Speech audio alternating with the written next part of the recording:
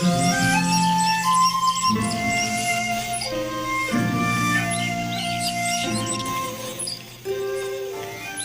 The lord. మన ప్రభువును మన రక్షకుడైన యేసుక్రీస్తు వారి శక్తి కలిగిన నామంలో మీ అందరికీ మా హృదయపూర్వక వందనములు. మీరందరూ దేవుని యొక్క కృపలో వర్ధిల్లుతున్నారని, దేవుని యొక్క మెండైన కాపుదలలో మీరు భద్రపరచబడుతున్నారని దేవాతి దేవుణ్ణి మేము ఎంతగానో స్తుతిస్తున్నాం. మరి మీరందరూ కూడా క్షేమంగా ఉండాలని మరి మీ నిమిత్తము మేము అనుదినము ప్రార్థిస్తున్నాం. మరి దేవాతి దేవుడు ఈ రోజున కూడా మనకు ఒక చక్కని వాగ్దానాన్ని అనుగ్రహిస్తున్నాడు. ఆ యొక్క వాగ్దానాన్ని ధ్యానం చేసుకుందాం. కీర్తనల గ్రంథము 97వ కీర్తన 10వ వచనాన్ని చదువుకుందాం. యెహోవాను ప్రేమించు వారలారా చెడుతనమును అసహ్యించుకొనుడి. తన భక్తుల ప్రాణములను ఆయన కాపాడుచున్నాడు. భక్తిహీనుల చేతిలో నుండి ఆయన వారిని విడిపించును. హల్లెలూయా. దేవుణ్ణి ప్రేమించే వ్యక్తులముగా మనం ఉంటే, మొదటగా దేవుడే మనల్ని ప్రేమించాడు కాబట్టి మనం కూడా దేవుణ్ణి ప్రేమిస్తున్నాం. దేవుణ్ణి ప్రేమించేవారు ఎలా ఉండాలి అంటే, దేవుడు ఎలా అయితే నిష్కపటంగా మనల్ని ప్రేమించాడో అదే విధంగా మనం కూడా దేవుణ్ణి ప్రేమించాలి. దేవుణ్ణి ప్రేమించే వారిలో ఉండకూడని ఒక లక్షణాన్ని ఇక్కడ భక్తుడు కీర్తిస్తున్నాడు. ఏమని అంటే, దేవుణ్ణి ప్రేమించు వారలారా మీరు చెడుతనమును అసహించుకొనుడి అని. దేవుణ్ణి ప్రేమించామని చెప్పుకుంటూ చెడుని విడిచిపెట్టని వారు కూడా చాలా మంది లోకంలో ఉన్నారు, విశ్వాసులుగా జీవిస్తున్నారు. వారిని బట్టి మరి కీర్తనకారుడు కీర్తిస్తున్నాడు. దేవుణ్ణి ప్రేమించేవారు ఏం చేస్తారంటే చెడుతనాన్ని అసహించుకుంటారని.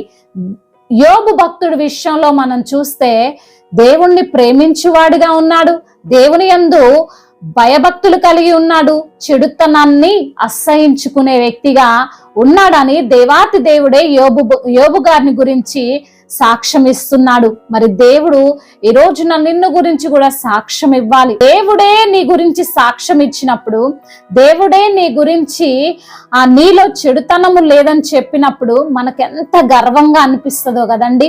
యోబు భక్తుడి విషయంలో దేవుడు అదే చేశాడు.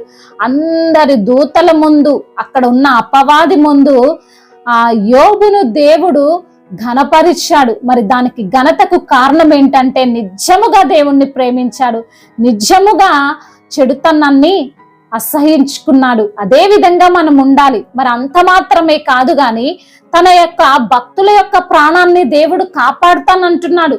ఆయన పరిశుద్ధుడైన దేవుడు, ఆయన యొద్ద చెడుకు చోటు లేదు. కానీ దేవుడు చేయొద్దు అన్న పనే చేసుకుంటూ దేవునికి కోపాన్ని కలిగిస్తారు. ఆయన యందు భయభక్తులు ఉంచిన వారికి, ఆయన యొక్క భక్తులైన వారి యొక్క ప్రాణాన్ని ఆయన కాపాడుతానంటున్నాడు. మరి ఎవరి ప్రాణాన్ని కాపాడంటే యోబు భక్తుడి ప్రాణాన్ని కాపాడాడు కదండి. తాను సర్వము కోల్పోయాడు, సమస్తాన్ని కోల్పోయాడు. మరి శరీరము పైన మొత్తం పొక్కులతో నిండిపోయాడు. అయినప్పటికీ తన యొక్క ప్రాణాన్ని దేవుడు కాపాడుకుంటూ వచ్చాడు. అదే విధంగా నువ్వు ఈ రోజున ఎన్ని కష్టాలను అనుభవిస్తున్నా, ఎన్ని శ్రమలను నువ్వు అనుభవిస్తున్నా, ఎలాంటి కష్టతరమైన పరిస్థితుల్లో నువ్వు వెళ్తున్నా, నువ్వు దేవుణ్ణి ప్రేమించే వ్యక్తిగా నీవు ఉండి, చెడుతనాన్ని అసహించుకునే వ్యక్తిగా నీవు ఉండి, దేవుని యందు భయభక్తులు కలిగినటువంటి వ్యక్తిగా నీవుంటే ఖచ్చితంగా నీ ప్రాణాన్ని ఆయన కాపాడుతానంటున్నాడు. అంత మాత్రమే కాదు గాని భక్తిహీనుల చేతిలో నుండి కూడా నిన్ను విడిపిస్తానంటున్నాడు. షడ్రక్, మేష, అబేద్నెగోలను కావాలనే మరి నెబుకద్నెజరు రాజు మంటల్లో వేయించాడండి. తన ఆజ్ఞను మీరారని. అయినప్పటికీ దేవుణ్ణి ప్రేమించే వ్యక్తులుగా వారు ఉన్నారు కాబట్టి దేవుని యొక్క దూతలు వారిని కాపాడాయి.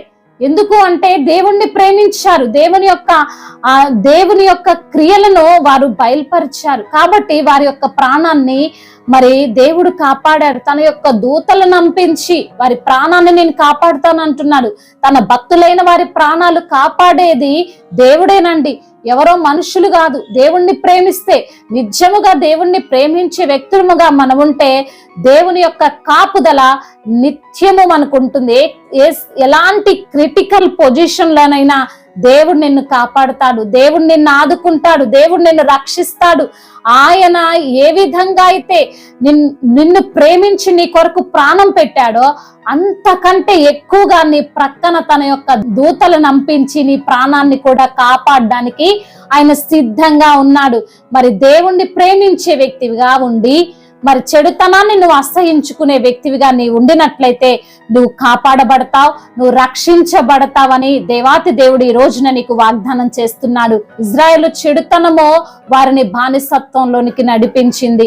అదే విధంగా మరి దావీదు చెడుతనమో తను పశ్చాత్తాపడడానికి కారణమైంది. ఈ రోజున మనం కూడా దేవుడు అసహించుకోమన్నవి అసహించుకుంటూ ఆయనకి ఇష్టమైనటువంటి పనులు చేస్తూ ముందుకు నడిచినట్లయితే, వాక్యానుసారంగా జీవించినట్లయితే మనము దేవుని యొక్క దీవెనలు పొందుకుంటాం. విన్న వాగ్దానము మన జీవితంలో నెరవేర్చబడులాగున ప్రార్థన చేసుకుందాం. ప్రతి ఒక్కరు కూడా తలలు వంచి కళ్ళు మూసుకొని ప్రార్థనలో ఏకీభవించగలరు.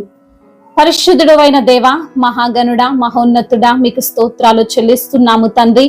ఆశ్చర్యకరుడవు, ఆలోచనకర్తవు, బలవంతుడైన దేవుడవు తండ్రి, సమాధాన పరిచే ప్రభుడవు తండ్రి, మీకు స్తోత్రాలు ప్రభా.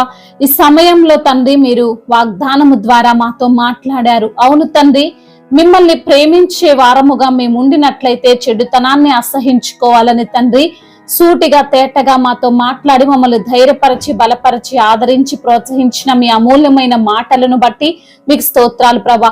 అప్పుల భారాలతో కృంగిపోతున్న ప్రతి బిడ్డను మీరు లేవనెత్తండి. ఆర్థిక సమస్యలను యేసు నామములో కొట్టివేయండి ప్రభా. అదే విధంగా నా ప్రభా, సంతానము లేని బిడ్డలను తండ్రి మీరు జ్ఞాపకం చేసుకొని వారికి సంతానాన్ని అనుగ్రహించమని బ్రతిమిలాడుకుంటున్నాం.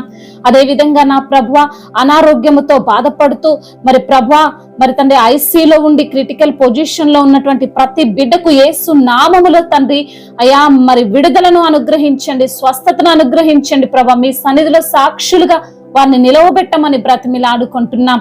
అదే విధంగా ఎందరైతే బిడ్డలు ఈ రోజున నా తండ్రి అయా మరి తండ్రి ప్రయాణాల్లో ఉన్నారో వారి ప్రయాణం అంతటిని సుఖముగా సౌఖ్యముగా ఉండులాగున సహాయము దయచేయండి. శాంతితో సమాధానముతో ప్రతి బిడ్డను నింపండి. కుటుంబంలో ఉన్న కలహాలన్నిటి నుంచి కూడా విడుదల దయచేయమని తండ్రి ఇంతవరకు చేసిన ప్రార్థన అంతటిని మీ పాద సన్నిధిన చేర్చుకోమని మానాథుడు సర్వశక్తిమంతుడు సజీవుడైన నజరేయుడైన యేసుక్రీస్తు వారి బలమైన నామంలో ఈ ప్రార్థనను అడిగి వేడుకొని పొందుకొని ఉన్నాము మా ప్రియ పరలోకపు తండ్రి. ఆమేన్. God bless you all. దేవుడు మిమ్మల్ని బహుగా దీవించి ఫలింపచేయునుగాక.